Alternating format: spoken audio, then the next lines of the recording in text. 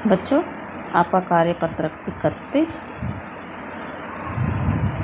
हिंदी का कार्यपत्रक है ये कक्षा 10 के लिए। आज की तारीख है 14/9/2020।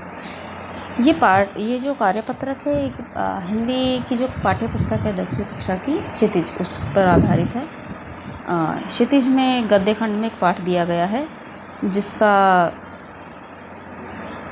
शीर्षक है लखनवी अंदाज। इस पाठ के लेखक हैं यशपाल जी। इस पर आधारित ये आज का कार्यपत्रक है।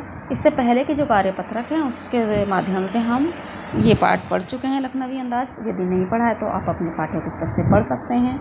बहुत ही रुचिकर व रोमांचकारी पाठ है ये। देखते हैं आज के कार्यपत्रक में क्या दिया हुआ है आपको। थोड़ा सा सेटिंग कर लेती हूँ मैं आपके लिए। चलो, यशपाल ने लखनवी अंदाज नामक व्यंग्य कहानी यह साबित करने के लिए लिखा था कि बिना कथ्य के कहानी नहीं लिखी जा सकती। ये बात बिल्कुल सही है बच्चों। बिना कथ्य का अर्थ होता है कथन, कथन यानी बातचीत। बिना बातचीत के कहानी हो ही नहीं सकती, बिल्कुल नहीं बन सकती। लिखनी भी नहीं सकती, ना सुनाई जा सकती और ना सुनी जा सकती और ना लिखी जा सकती और ना पढ़ी जा सकती। ठीक है। इस पाठ में यशपाल उस पतनशील सामंती वर्ग पर कटाक्ष करते हैं जो वास्तविकता से बेखबर एक बनावटी जीवन शैली का आदी है। इसमें कुछ शब्द मुझे लगे कठिन हैं जो आपको समझने में थोड़ा सा मुश्किल होगी। तो पहला शब्द है पतनशील। पतन उत्थान का उल्टा होता है। उत्थान यानी ऊपर जाना, पतन यानी नीचे आना, नीचे गिरना। ठीक है। तो जो भी कोई चीज़, कोई भाव है, कोई वस्तु, कोई भी चीज़ है या कोई रीति रिवाज है या कोई व्यक्ति है या उसके आचार व्यवहार व्यवहार हैं, यदि वो समाप्त होने की या ख़त्म होने की, कम होने की, समाप्त होने के दौर में होते हैं तो उसे हम बोलते हैं पतनशील। सामंती वर्ग हम किसे कहते हैं? हमारा देश प्राचीन काल में छोटे छोटे राज्यों में बटा हुआ था और हर राज्य ने भी अपने आप को छोटे छोटे सूबों में बांटा हुआ था। हर जो राजा था उसने अपने राज्य को छोटे छोटे सूबों या जिलों में बांटा हुआ था और उसके जो नायक थे, जो उसके छोटे छोटे काम करने वाले जो मुखिया नियुक्त किए वो थे सूबों के थे सूबेदार। और ये छोटे छोटे जो वो बने थे राजा, इन्हें हम सामंत कहते थे। ठीक है।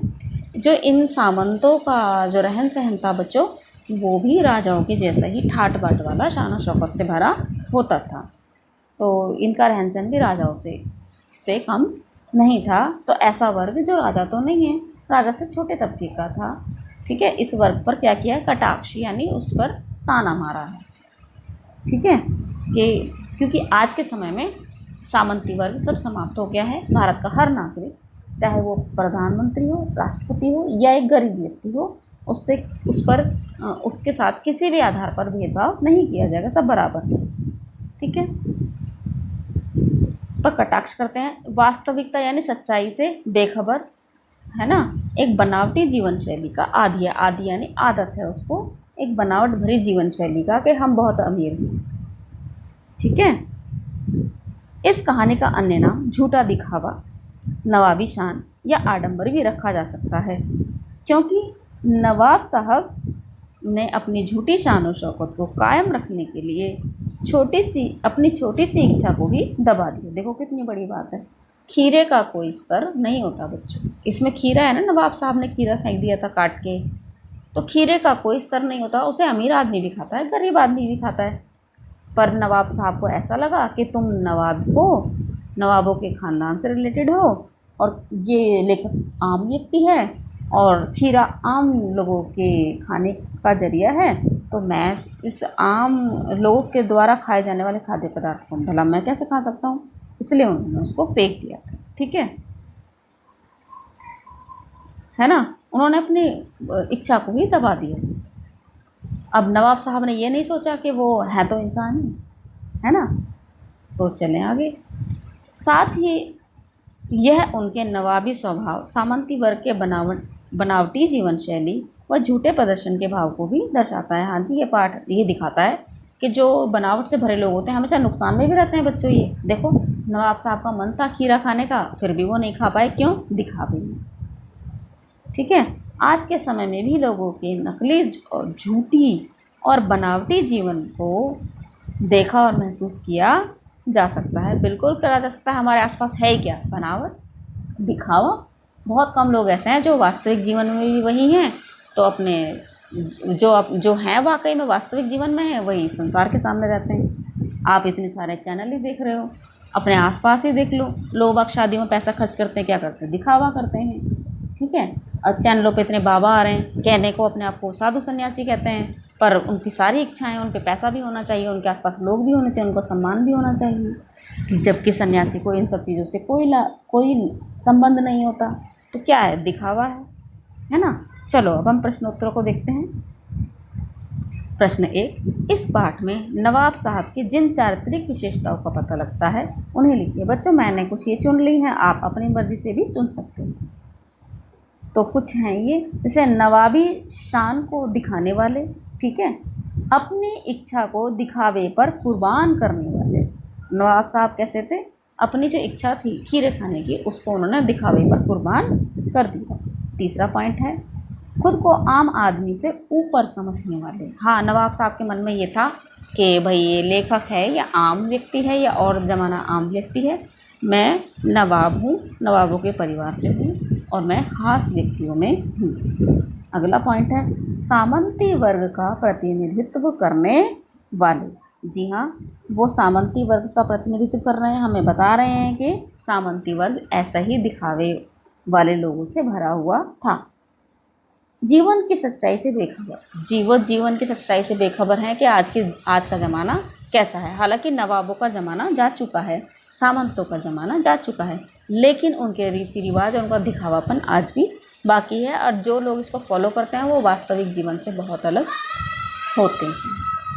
उनको जीवन की सच्चाई का कुछ पता नहीं होता, या वो जानबूझकर पीछे हो रहे होते हैं, जानने की कोशिश नहीं करते हैं।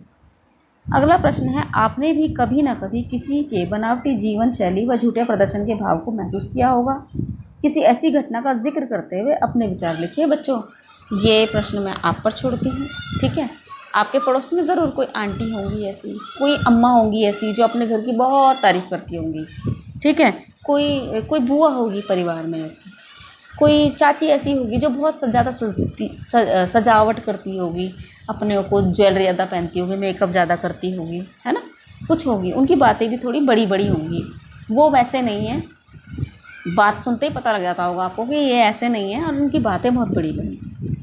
तो आप इस तरह की कोई घटना लिख सकते हो, ठीक है। प्रश्न 3, निम्नलिखित वाक्यों में से क्रियापद छांटकर क्रियाभेद भी लिखना है। तो बच्चों लिखिए। तो क्रियाभेद यहाँ पर क्रिया 2 प्रकार से मुख्य रूप से बांटी जाती है, सकर्मक और अकर्मक। तो मैं आपको बता देती हूँ बच्चों एक छोटा सा अंतर।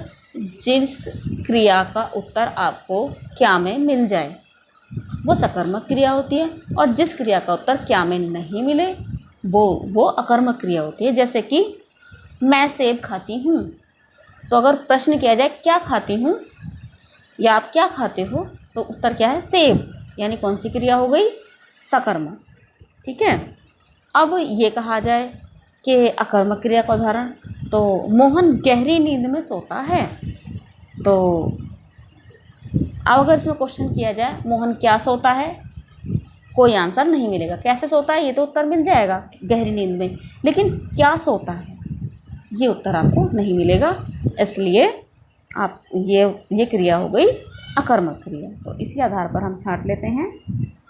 पहला छांटा हुआ है इन्होंने। दूसरा हम देख लेते हैं, नवाब साहब ने संगति के लिए उत्साह नहीं दिखाया। यानी संगति के लिए उत्साह दिखाया। यहाँ पर क्रिया कौन सी है? दिखाया।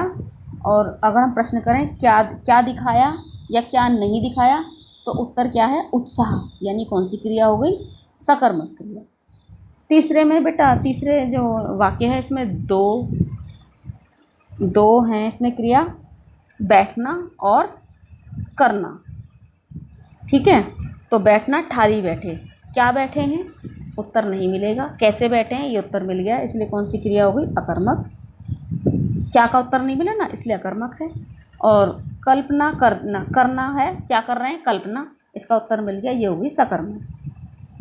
चौथा, अकेले सफ़र का वक्त काटने के लिए खीरे खरीदे होंगे। तो क्या काटा है? पहला क्रिया काटनी, दूसरा खरीदना। तो पहले का उत्तर मिल गया क्या में? क्या काटना है? वक्त। और दूसरे में खरीदा, क्या खरीदा? खीरे। तो दोनों ही कौन सी हैं? सकर्मक क्रिया।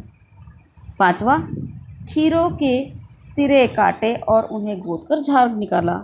तो पहले क्रिया हो गई काटना, बेटा इसमें दूसरी क्रिया गोदना भी हो जाएगी। चलो, तीसरा हो गया निकालना। तो क्या काटा? सिरे काटे, सकर्मक हो गई। ठीक है, गोदना, क्या गोदा? खीरे गोदे, सकर्मक। निकाला, क्या निकाला? झाग निकाला, सकर्मक। छठा, नवाब साहब ने सतृष्ण आंखों से नमक मिर्च के संयोग से चमकती खीरे की फांकों की ओर देखा। देखना, क्या देखा? कुछ उत्तर मिला? नहीं मिला, अकर्मक क्रिया। अगला है सातवां है, इसमें मैंने पॉइंट आउट नहीं किया है। नवाब साहब खीरे की तैयारी और इस्तेमाल से थककर लेट गए। लेटना है यहाँ पर क्रिया, क्या लेट गए? कुछ उत्तर नहीं है, तो हम क्या कहेंगे? क्या कहेंगे बच्चों? अकर्मक क्रिया। ठीक है, और अगला है जेब से चाकू, जेब से चाकू निकाला। क्या निकाला बच्चों? निकाला चाकू। तो इसका क्या उत्तर हो जाएगा? सकर्मक क्रिया। उम्मीद है आपको ये वर्कशीट समझ में आ गई होगी। आप इसको ध्यान से कीजिएगा। ओके।